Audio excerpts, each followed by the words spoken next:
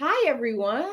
Thank you Hello. so much for being here again. Happy New Year. We are starting again. I am so honored to be bringing back and for this team to be bringing back the Drawdown Georgia interview series once again for 2025.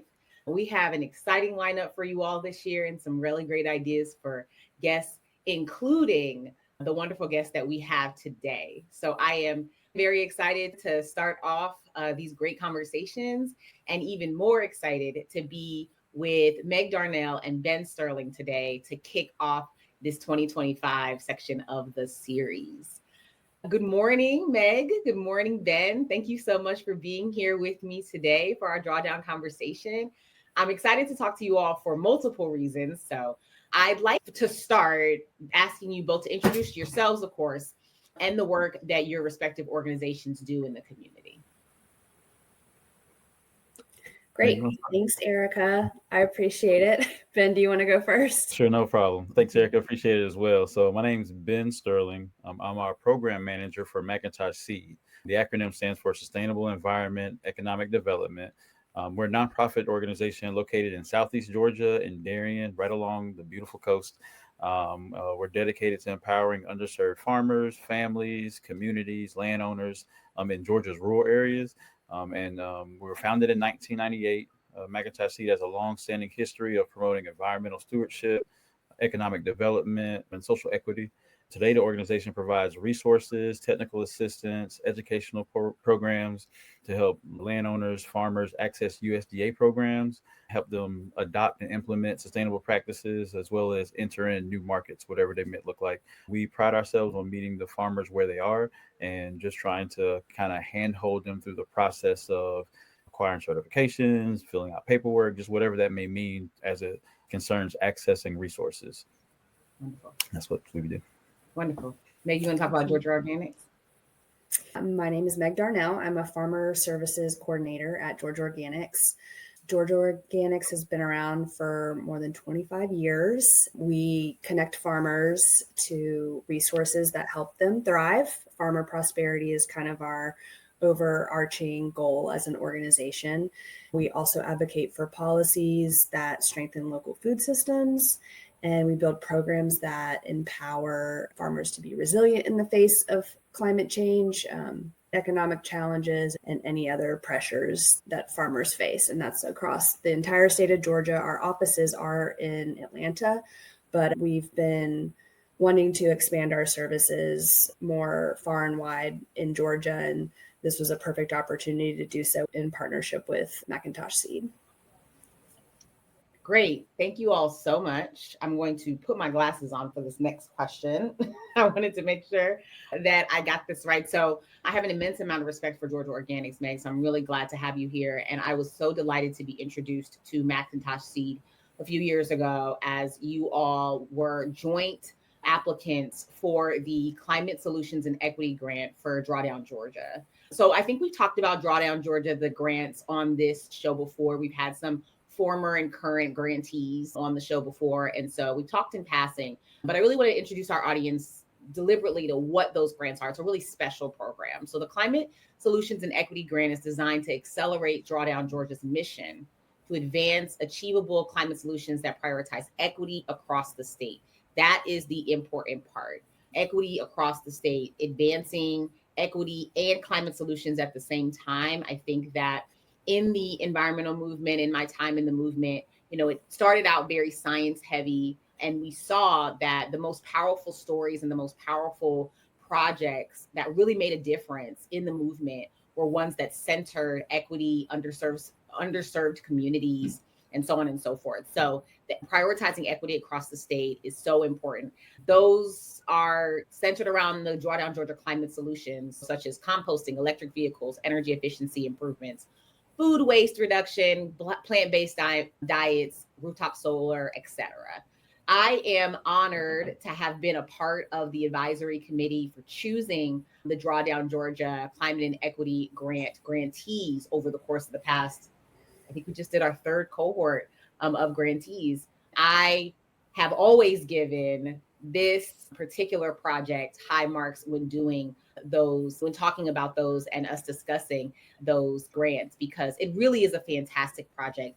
I am not someone that comes from a rural background and not someone that has familiarity with that, but I have such immense amount of respect for farmers, for agriculture. As someone who's a city girl, I have such immense amount of respect, especially for Black farmers, because I know and I'm familiar, having learned a lot about the inequities in agriculture. So I was really excited, not only to see you all as a part of our first cohort, but also to see you all achieve and become a part of the first grantee to get a continuation grant in the third cohort. Congratulations to both of you and the great work that your project has been doing. You all are the first organization to receive 2 of the grants. So please tell us about the work that these grants are funding and why you decided to renew your grant again this year. I can take the lead on that. We wanted to say thank you as well. We're super excited to be a part of this important work and have a lot of respect for Drawdown, Georgia and all of its initiatives. The first grant we received really helped us pilot this Climate Smart Farmer program. I think McIntosh S.E.E.D and Georgia Organics came at this from kind of 2 different directions, but basically we have an emergency farmer fund, and we were sort of thinking, how can we be more proactive? We're seeing a lot of natural disasters increasing in frequency, and what could we do to kind of help farmers be resilient to climate change? And McIntosh S.E.E.D, and Ben, correct me if I'm wrong, was just sort of already doing this work for a myriad of reasons and supporting farmers in rural Georgia. So it just came together as a perfect partnership, I think.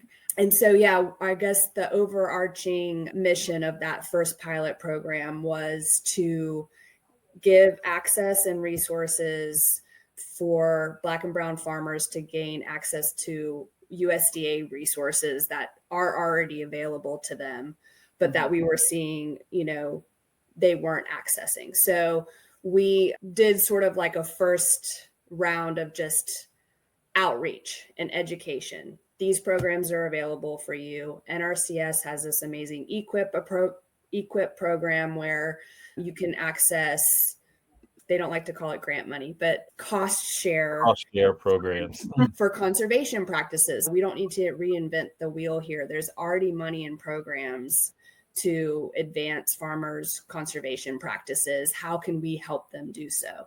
So that's really where our program and this proposal came in. And so we did outreach, making sure farmers in the area knew that they were available to them. We did education. We held several farmer field days to make those networking sessions happen where they're meeting other farmers who are interested in the same thing, meeting at their NRCS agents. And then McIntosh S.E.E.D took that a step further where they're really that bridge. So they're a trusted organization in that community, and they're showing and really hand-holding both sides and making those connections with those agents and the farmers to build trust. And so that was really, I think we all agreed at the end of the program, it was successful on many levels, but really those relationship building pieces were huge. So then in addition to that, another, as far as, access being an issue with NRCS EQIP, it's only cost share. So it's not a totally free project. You still have to come up with a certain percentage of money. So we really felt like we needed funding to bridge that funding gap. And that's what Drawdown allowed us to do. So the first program was very successful. We had all 10 farms in the first cohort receive technical assistance for EQIP and applications. And so all of them successfully applied, and 9 were approved for contracts, gaining funding for conservation practices. And we provided one-on-one guidance for the REAP grant. That is Renewable Energy for America program. And that was the solar piece to all this. So it was kind of 2-pronged. We had conservation agriculture and solar were the 2 things that we identified that we could get resources and education around to our farmers. So we had one farmer access the REAP grant and install solar.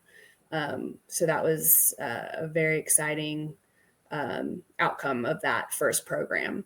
And so the success of that just made it pretty apparent that there was a tremendous need in this area and across Georgia for these services. So we wanted to expand on it. And this new grant cycle, we are changing our approach a little bit. And instead of limiting participation as a cohort model, we are opening up the program to all farmers to access technical assistance to apply for EQIP.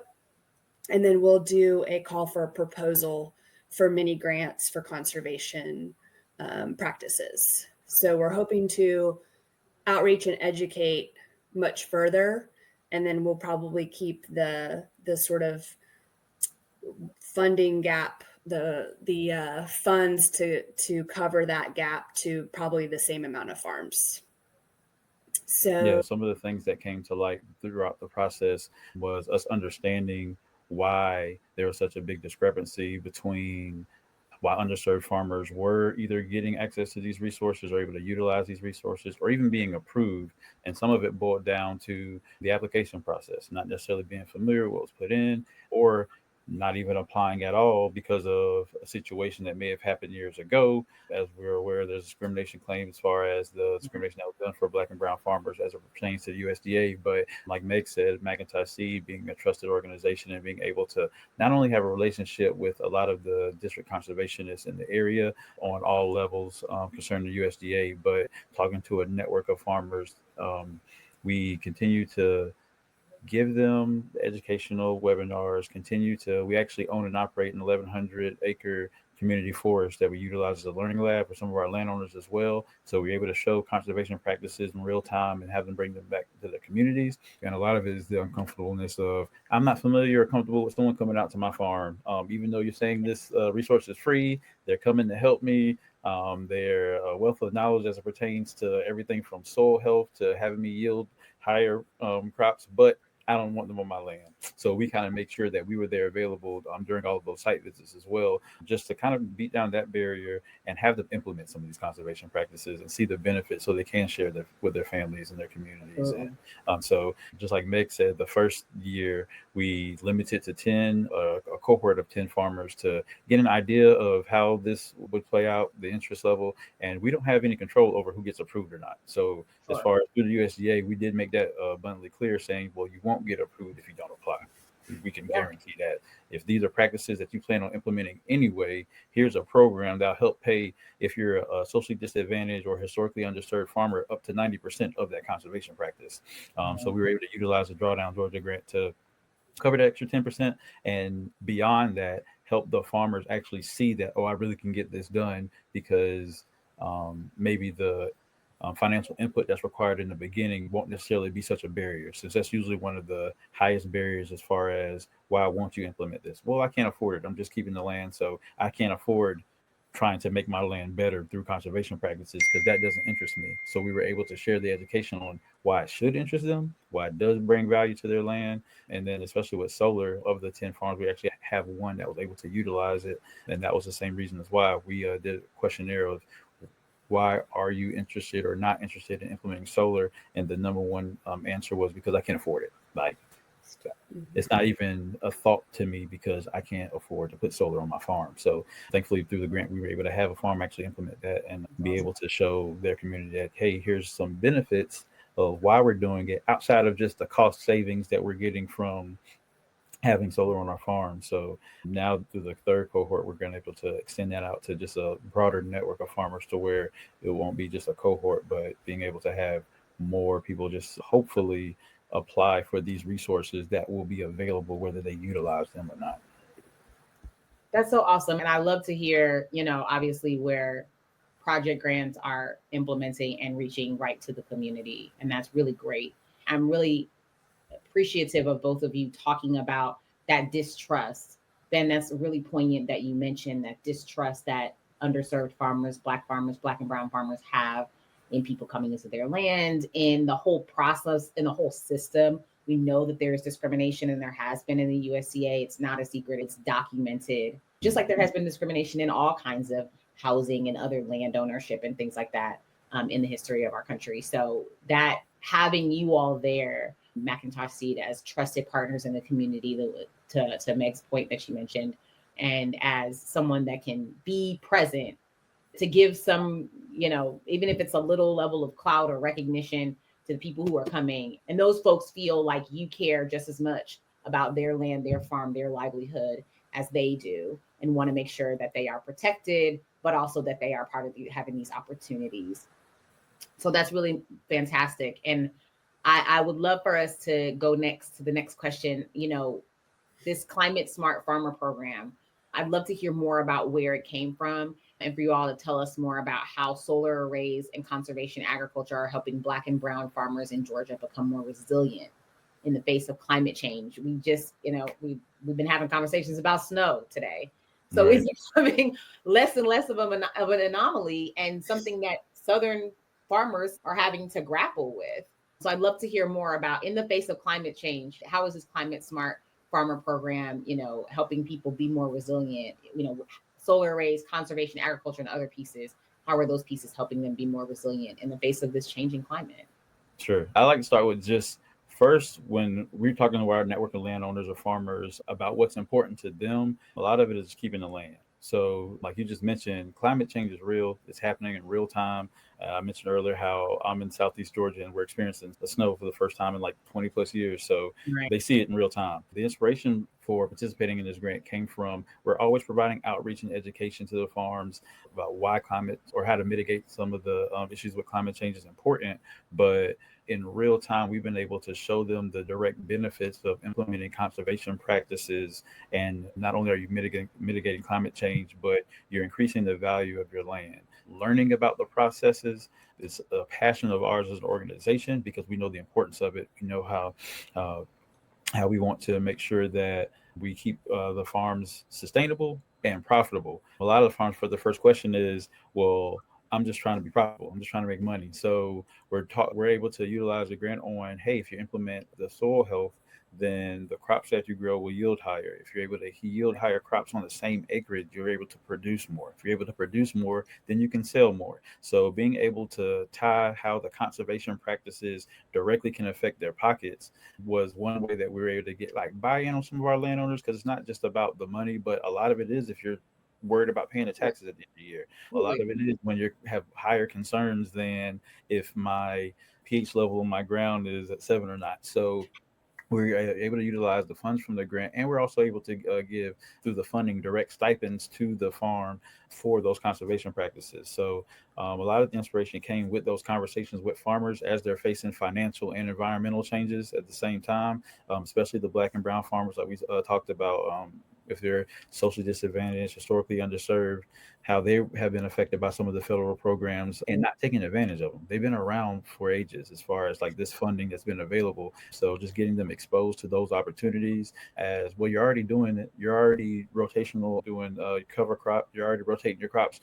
Here's a program that will benefit you and compensate you for things that you're already doing, well as solar. So like we said earlier, the biggest drawback from implementing solar was the input cost initially. Like, I can't afford to put solar panels on my farm because it costs too much. So we've been able to use the grant funds to alleviate that opportunity or reason for not implementing. And due to the complex and bureaucratic nature of the application process itself, we were able to, handhold through that process to help them get down to implementation. We're all about just implementation, but through that process, continue to empower, educate the communities. And like you said, there's also a history of that discrimination that some of the farmers still feel the effects of right now. So we wanted to remove all of those barriers, or as many of those barriers as we can, to ensure that the farmers will actually access the resources that they need and be able to implement conservation agricultural practices such as cover crop, residue management, conservation tillage, improved soil health,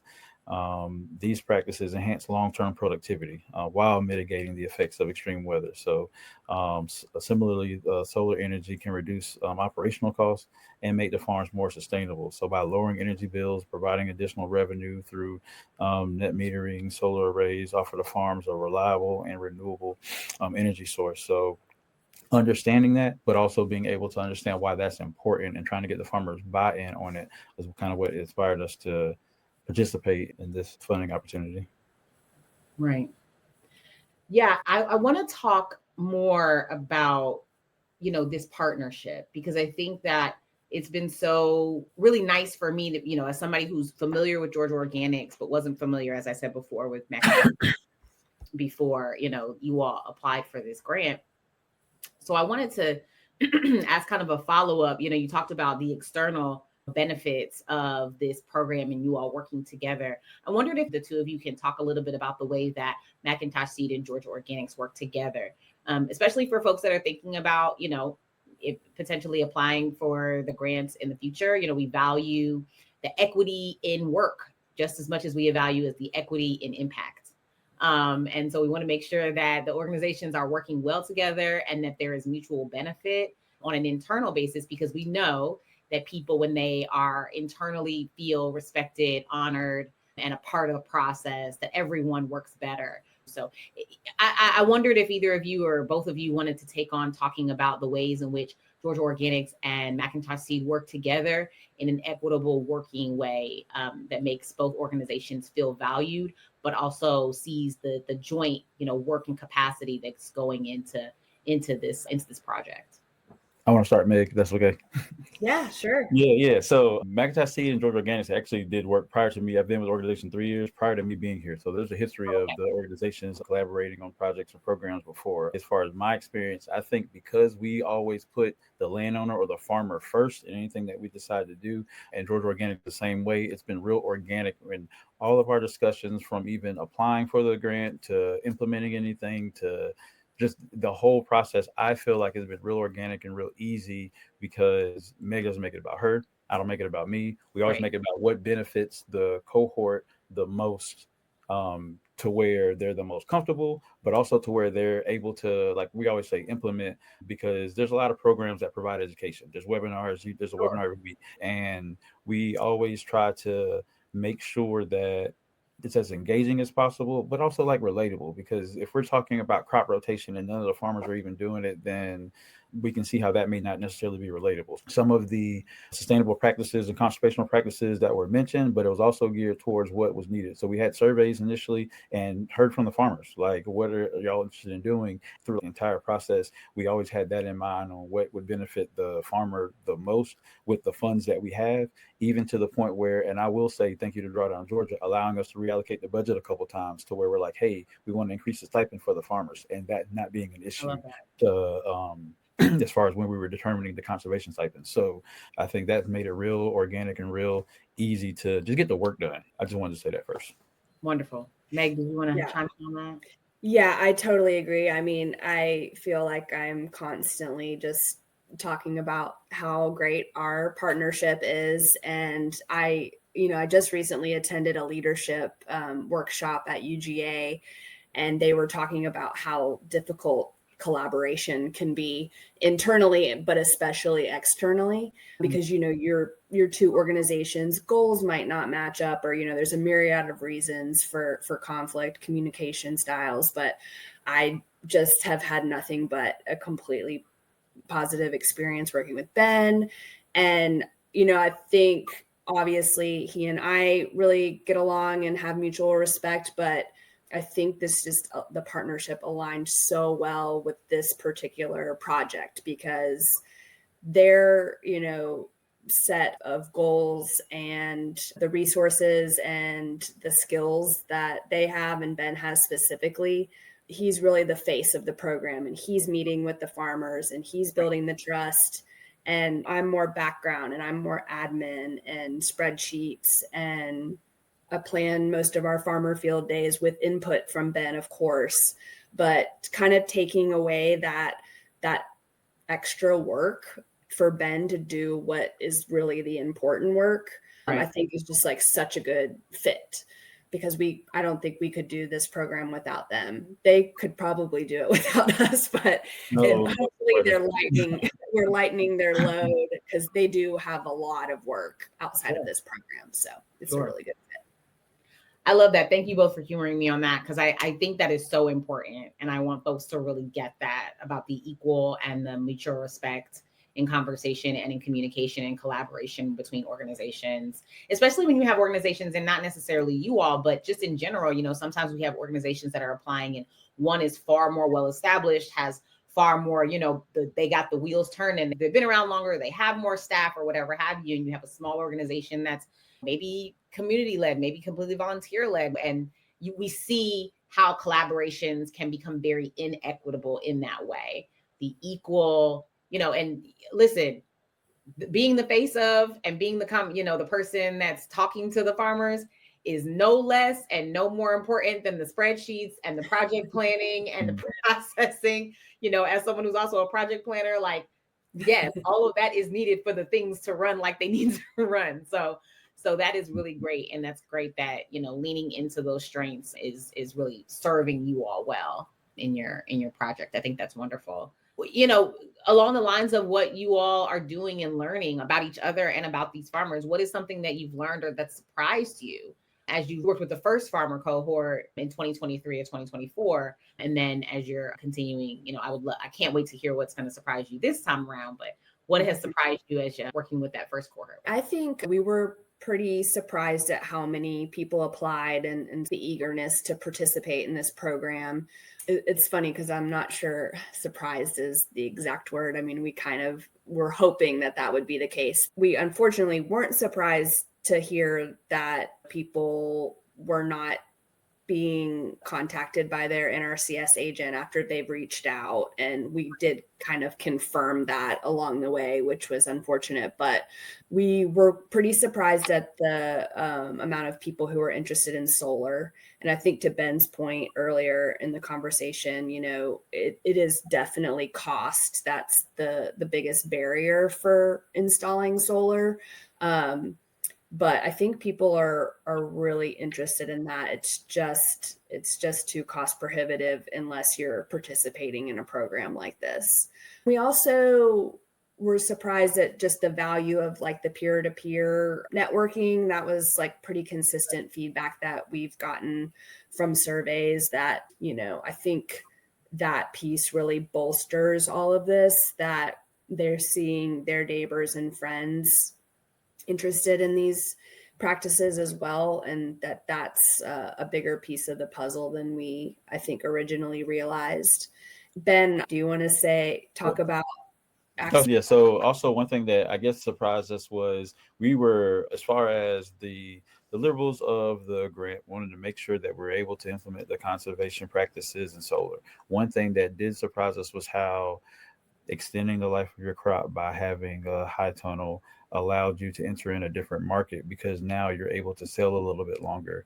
So how the direct ties from conservation implementation resulted in, which we always want more profit. We always want them to just have more healthier produce, but you can enter in a new market now because you're able to grow during a season that this market required, compared to you were only having a short season. So you're only able to enter this market. So the fact that they were able to tie this in directly to different markets that they were exposed to was kind of like okay, well, we're doing more than just preserving and mitigating climate change. We're allowing you to become more profitable and look at your farm differently, more as a business. And so those are the kind of conversations that kind of came after people receiving their stipends, and like, all right, well, now I'm able to do this now because I have this on my farm. So that was a big surprise for me. Love that. I love hearing that they're able to enter into a new market. So thank you all so much. This has been so helpful and enlightening for me as someone who has just such immense respect for the folks that work in agriculture, especially in the face of climate change. The folks that are seeing it firsthand, right? They know what their seasons look like and how they change over the course of the years they've been doing this. I just really appreciate you all for the work that you're doing. I'm so glad. Congratulations once again for getting a continuation grant of this set of grants. And my last question, and Ben, I'd love for you to start, is what is giving you hope around climate in Georgia? Awesome. Yeah. So around climate in Georgia, I guess as it pertains to the farms and farmland, the farmers themselves give us hope. So just like I was saying, the high tunnel was able to extend for new markets. We had a farm who, well, yeah, we kind of just wait on the rain, and that's kind of what we do. Oh, so you're telling me now I can get a well and drip irrigation? So now that same farmer's able to extend their season because they're like, yeah, God will provide. That's a true statement, and I believe it as well. But now you have drip irrigation on your land to where you're not just relying on the rainfall to come. Even in your resiliency and what you have been doing, I feel like you may be more resilient now that you have tools in place to extend the life. So the farmers themselves that have been exposed to just the information and the importance of some of this conservation stewardship, they continue to give me the hope with them being innovative in some of the techniques that they've used prior and now being exposed to more climate smart solutions, being able to utilize those. They're dedicated.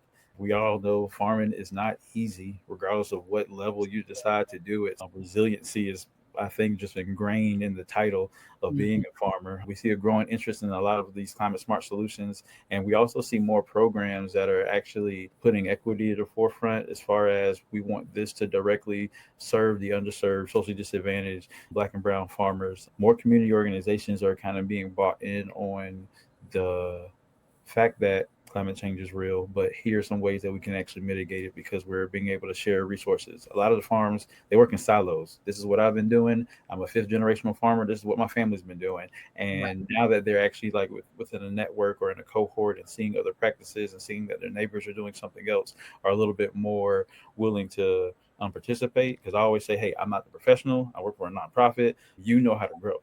So I can just help you with the process on being able to grow better if that's something that you're interested in. And they're like, well, I'm interested depending on what that looks like. And additionally, USDA programs, even like the Partnership for Climate Smart Commodities, are increasingly prioritizing equity and providing financial and technical assistance specifically targeted for underserved farmers. These initiatives help level the playing field and ensure that the smaller acreage, because sometimes it may not necessarily be an equity issue. Well, I guess if you're talking about land size, it's equity as well, but it could be farm size. Like, hey, I only have this amount of acres, so I may not be eligible. So we do see some of the programs whittling down on some of what are the eligibility requirements, and it would include more of the socially disadvantaged and historically underserved farms as well. Right. I love that. God, we just wait for the rain. God also provided you the education and the drip irrigation, so we bless. That's it. So, Amen. I love that. Meg, what's giving you hope around climate in Georgia? Yeah, I mean, I feel like Ben touched on it. I think there is a bit of a tide change in what we're focusing on. When I say we, I mean organizations, foundations, government programs. There's a lot more talk about climate solutions just in the last 5 years. So I feel like that's really hopeful. And definitely the equity piece is basically common language now amongst these programs, which is amazing. And I think that just trickles down. And so then the farmers are becoming more aware of these grant opportunities and programs around this because the money's coming in. And then they're starting to join these programs and implement things. And then, like we said earlier, this peer-to-peer thing. Oh, well, my neighbor's doing this because he's in this program. And I think it's really exciting. Wonderful. Thank you all so much. Again, congratulations. Well deserved, well earned. Thank you for this very enlightening conversation. And I'm just so happy for you all and happy for the farmers that have you as a resource down in South Georgia, and really happy for their continued success as they are able to move in resilience as the climate changes and able to get more profit and sell more and take care of their families. That's what it's all about. And thank you so much for being with us. Again, we have a great lineup for 2025. So we hope that you will continue to join us for this Drawdown Georgia climate interview series. Meg, Ben, stay safe, stay warm. too. You'll do the same. Thanks y'all so much. So much.